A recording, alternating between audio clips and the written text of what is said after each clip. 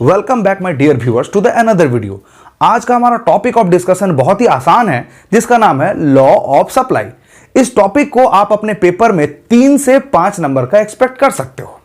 अब खास बात इस लॉ के बारे में यह है कि लॉ ऑफ डिमांड और लॉ ऑफ सप्लाई, इन दोनों को इंट्रोड्यूस करने वाले एक ही व्यक्ति थे, जिनका नाम है प्रोफेसर एल्फ्रेड मार्शल। तो सबसे पहली बात देख लीजिए, it was introduce by professor Alfred Marshall. ये एक इकोनॉमिस्ट थे जिन्होंने लॉ ऑफ डिमांड को भी दिया था और लॉ ऑफ सप्लाई को भी दिया था। अब आगे सुनिए, जब भी आप किसी लॉ वाले आंसर को लिखते हो तो 5 बातें मैंडेटरी आपके आंसर शीट में रहनी चाहिए अच्छे मार्क्स के लिए। सबसे पहली बात, उस लॉ के स्टेटमेंट को आप आंसर शीट में लिख के आओगे। उसके बाद उस लॉ को देते वक्त जो भी एजम्पशंस थी आपकी, उसको भी आप लिख दोगे। और साथ ही साथ एक schedule, that means numerical example, और उसको आप डायग्राम में प्रेजेंट करोगे। और सबसे अंतिम बात, इस शेड्यूल और डायग्राम को आप एक्सप्लेन करके आओगे। इन 5 बातों को आपको अपने आंसर शीट में लिख के आनी है। तो आइए शुरू करते हैं लॉ के स्टेटमेंट को। अदर थिंग रिमेनिंग कांस्टेंट, बाकी जितनी बातें हैं जो कि सप्लाई को अफेक्ट कर सकती हैं प्राइस के अलावा, उन सबको क्या कर दिया लॉ ने? कांस्टेंट कर दिया कि आप में कोई चेंज नहीं आनी चाहिए। Other thing remaining constant, higher the price of a commodity, higher will be the quantity supply. Lower the price of the commodity, lower will be the quantity supply. इसका मतलब यह हुआ मेरे प्यारे बच्चों कि प्राइस और क्वांटिटी सप्लाई में डायरेक्ट रिलेशन है। जैसे किसी भी कमोडिटी का प्राइस बढ़ेगा, एक प्रोड्यूसर, एक सेलर उस कमोडिटी का सप्लाई भी मार्केट में बढ़ा देगा, क्योंकि किसी भी प्रोड्यूसर और सेलर का अल्टीमेट गोल होता है प्रॉफिट कमाना। तो ऐसे प्रोडक्ट को वो ज्यादा बेचना चाहेगा जिसमें प्रॉफिट ज्यादा हो। इसीलिए बोला गया higher the price higher will be the quantity supply, lower the price lower will be the quantity supply. अगर उस कमोडिटी की प्राइस कम होने लगी मार्केट में, प्रोड्यूसर, सेलर और प्रोड्यूसर ऐसे गुड्स का सप्लाई कम कर देगा या फिर बंद कर देगा। क्यों ऐसे गुड्स को बेचना जिसमें प्रॉफिट ना कमाए हम? समझ में आई बात? तो यही इस लॉ ने बोला है, इतनी छोटी सी बात है कि higher the price higher will be the quantity supply, lower the price lower will be the quantity supply. और देखिए, प्राइस और क्वांटिटी सप्लाई में डायरेक्ट और पॉजिटिव रिलेशन है। सर कैसे? देखिए, हायर द प्राइस, ये प्राइस अपवर्ड मूवमेंट कर रहा है तो सप्लाई भी अपवर्ड मूवमेंट कर रहा है, दोनों में डायरेक्शन सेम है। अगर सब प्राइस डिक्रीज हो रहा है तो सप्लाई भी डिक्रीज हो रहा है। इसीलिए बोला गया कि दोनों में डायरेक्ट और पॉजिटिव रिलेशन है। और एक बार फिर से आप मेरे साथ लॉ के स्टेटमेंट को दोहराइए। Other thing remaining constant, when price increase supply also increase, when price decrease supply also decrease. ये तो हो गया आपका लॉ ऑफ सप्लाई। जरा बोर्ड से इसके स्टेटमेंट को चेक करिए।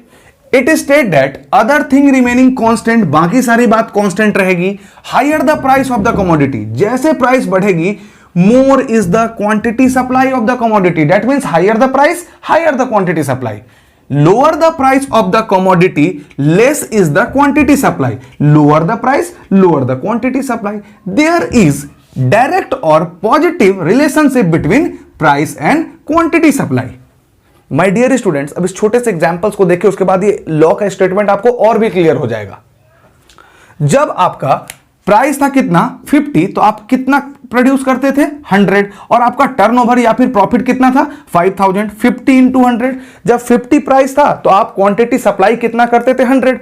अब जल्दी से मुझे बताइए कि प्राइस आपका 50 से कितना हो गया 100 हो गया, 50 से 100 हो गया, दैट मींस प्राइस इंक्रीज। तो लॉ ऑफ सप्लाई क्या बोलता है? Quantity supply also increase. लेकिन यहां पे प्रोड्यूसर पहले बोलता है कि मैं लॉ ऑफ सप्लाई को नहीं मानूंगा, देखता हूं क्या होता है। तो देखिए, प्राइस बढ़ने पे भी क्वांटिटी सप्लाई कितना रखा? ये 100 ही रखा, प्राइस को क्वांटिटी सप्लाई को नहीं बढ़ाया। तो इसका टर्नओवर देखिए कितना हो गया 10,000। मतलब बिना लॉ ऑफ सप्लाई को माने इसका सीधा दुगुना हो गया टर्नओवर या फिर इनकम। तो अब सप्लायर क्या चाहेगा कि सर जैसे प्राइस बढ़ रहा है मैं अपने सप्लाई को भी बढ़ाता हूं, तब देखता हूं कि क्या होता है। जरा देखिए बोर्ड पे, अब ये उस बढ़े हुए प्राइस पे, दैट मींस 100 पे, अपने क्वांटिटी को 100 से किधर शिफ्ट कर दिया 500, क्योंकि ये अब लॉ ऑफ सप्लाई पढ़ चुका था कि जैसे प्राइस बढ़ता है क्वांटिटी सप्लाई को भी बढ़ा देना चाहिए। तो ये देखिए 100 प्राइस बढ़ा, क्वांटिटी सप्लाई भी 500 हो गया, तो टर्नओवर कितना हो गया 50,000। This is the beauty of this law. अगर आप लॉ ऑफ सप्लाई को मानते हो, अगर प्राइस बढ़ता है तो आप अपना क्वांटिटी सप्लाई को भी बढ़ा दोगे। इससे क्या होगा? आपका टर्नओवर में जबरदस्त इजाफा होगा। टर्नओवर बढ़ेगा तो आपका प्रॉफिट भी बढ़ेगा। जरा देखिए, पहले 5 5,000 था, और फिर 10,000 तब हुआ जब ये क्वांटिटी सप्लाई में कोई चेंज नहीं किया, तब भी बढ़ा। लेकिन जैसे चेंज कर दिया, अपने सप्लाई को बढ़ा दिया, तो देखिए जबरदस्त 5,000 से सीधा 50,000 इसका टर्नओवर हो गया। तो आप इस बात को समझ रहे हो कि प्राइस बढ़ेगा तो क्वांटिटी सप्लाई भी बढ़ेगा।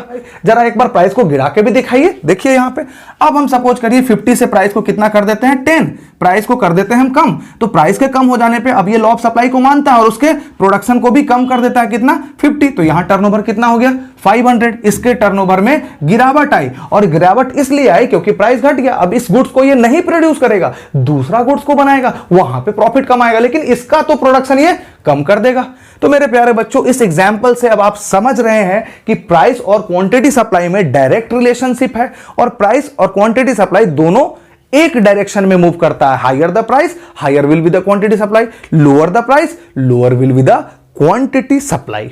मेरे प्यारे बच्चों, आशा करते हैं कि statement of law of supply अब आपको क्रिस्टल क्लियर हो गया होगा। अब उन बातों को हम डिस्कस करते हैं कि आखिर वो कौन से एजम्पशंस हैं जिन्हें एल्फ्रेड मार्शल साहब ने कांस्टेंट रख दिया था, और आखिर क्यों रखा था। इन दोनों सवाल का जवाब आपको हम देते हैं। देखिए, no change in the technology of production. जब भी किसी भी चीज को आप प्रोड्यूस करते हो तो उसमें जो टेक्नोलॉजी यूज होता है उसका भी एक बहुत इंपॉर्टेंट रोल है। अगर आप एडवांस और अपडेटेड टेक्नोलॉजी यूज करते हो तो आपका सप्लाई बूम करेगा, बढ़ेगा, और अगर आप आउटडेटेड या फिर ओल्ड टेक्नोलॉजी को यूज करते हो तो आपका सप्लाई घटेगा। तो अब आपसे मेरा सवाल है, सप्लाई बढ़ रहा है और घट रहा है? Yes sir. किसके कारण से? सर, टेक्नोलॉजी के एडवांस और ओल्ड यूज करने से। क्या यहां पे प्राइस का कोई बात हुआ? No sir. तो यहां तो लॉ ऑफ सप्लाई पिट गया, क्योंकि अभी आपने क्या बोला था, price increase quantity supply increase, price decrease quantity supply decrease. यहां तो टेक्नोलॉजी आपके सप्लाई का बैंड बजा दिया, बढ़ा और घटा दिया। तो बताइए, लॉ ऑफ सप्लाई पिट जाता कि नहीं? Yes sir. इसीलिए एल्फ्रेड मार्शल साहब ने बोला कि देखिए, इन सारी बातों को आप क्या कर दोगे, कांस्टेंट कर दोगे, नो चेंज कर दोगे, और सिर्फ प्राइस की वजह से ही सप्लाई में चेंज लाओगे। तो इसी के लिए इसे एजम्पशन में माना गया कि इसमें कोई चेंज नहीं आएगा। अगर इसमें चेंज आएगा तो वो कभी लॉ ऑफ सप्लाई दे ही नहीं पाते। मेरी बातों को आप समझ रहे होंगे। तो आइए इन 4-5 बातों को हम सीख लेते हैं बस जल्दी से। No change in the number of firm. अगर नंबर ऑफ फर्म ज्यादा होगा तो सप्लाई ज्यादा होगा। कहीं पे एक दुकानदार हो, कहीं पे 100 दुकानदार हो, तो जहां पे 100 दुकानदार हैं वहां पे ज्यादा सप्लाई होगा ना, तो इसलिए बोल दिया कि नंबर ऑफ फर्म में भी कोई चेंज नहीं। टैक्सेशन पॉलिसी में कोई चेंज नहीं, कोई टैक्स बढ़ेगा घटेगा नहीं, एकदम कांस्टेंट, क्योंकि टैक्स की वजह से भी आपका सप्लाई कम बेसी हो सकता है। गोल ऑफ द प्रोड्यूसर, गोल 2 तरह का हो सकता है, या तो प्रॉफिट मोटिव या तो सोशल मोटिव। तो बोला भैया आपका कोई भी मोटिव हमें नहीं चाहिए, आपका एक ही मोटिव है और वो है profit motive constant. Okay. Price of raw material का भी दाम बढ़ने घटने से सप्लाई में अंतर हो सकता है। इन सारी बातों को कर दिया वो कांस्टेंट, बोला कि आपके वजह से मेरे सप्लाई में कोई चेंज नहीं आना। This is called assumption of law of supply. अब हम आपको 2 बातें और सिखाएंगे। वो 2 बातें क्या है? शेड्यूल और डायग्राम। आइए जरा देखते हैं। अब जरा इस सप्लाई शेड्यूल को देखिए। सर, सप्लाई शेड्यूल क्या होता है? डिस्क्रिप्शन में चेक करिए, हालांकि मैं यहां बता देता हूं। प्राइस और क्वांटिटी सप्लाई को जब आप इस टेबल में लिखेंगे तो उसे हम क्या बोलते हैं? सप्लाई शेड्यूल बोलते हैं। देखिए, जब आपका प्राइस था 10 तो आप क्वांटिटी सप्लाई कितना करते थे? 100। जरा मैं इसे फिगर में भी क्लियर कर लूं। ये रहा पॉइंट, आपका पॉइंट नंबर ए। और जैसे ये प्राइस जंप होके हो गया 10 से 20, मतलब प्राइस बढ़ गया, तो लॉ ऑफ सप्लाई क्या बोलता है? सप्लाई को भी बढ़ा दो, क्योंकि दोनों में तो डायरेक्ट रिलेशनशिप है। तो यहां देखिए 150, प्राइस भी सप्लाई भी जंप कर गया।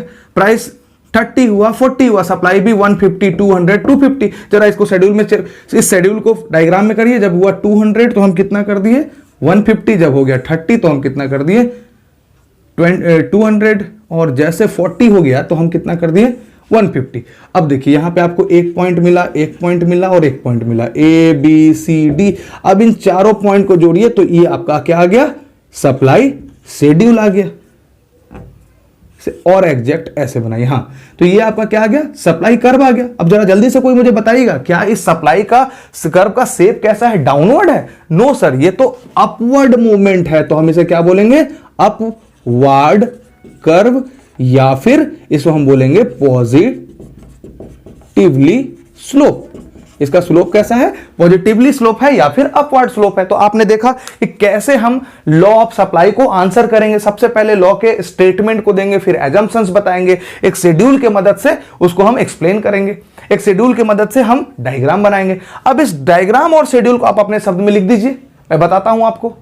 ये देखिए, from the above schedule and diagram, इस शेड्यूल और डायग्राम से हम ये कह सकते हैं कि we can say that When price increase from 10 to 20, 10 से 20 जैसे प्राइस इंक्रीज हुआ, quantity supply also increase from 100 to 150, जैसे 10 से 20 हो गया 100 से 150, दैट मीन्स प्राइस और डिमांड में कैसा रिलेशन है? Hence there is a positive relationship between price and quantity supply. Price और क्वांटिटी सप्लाई में पॉजिटिव रिलेशनशिप है. This is all about law of supply. अब मेरे प्यारे बच्चों, इस पूरे टॉपिक को समझने में कहीं भी किसी तरह की कठिनाई आई हो तो आप हमें जरूर कमेंट बॉक्स में लिखें, और इस टॉपिक को अगर आप समझ पाए हैं तो भी कमेंट बॉक्स में लिखें. Thank you so much my dear students. मिलते हैं आपसे अगली वीडियो में.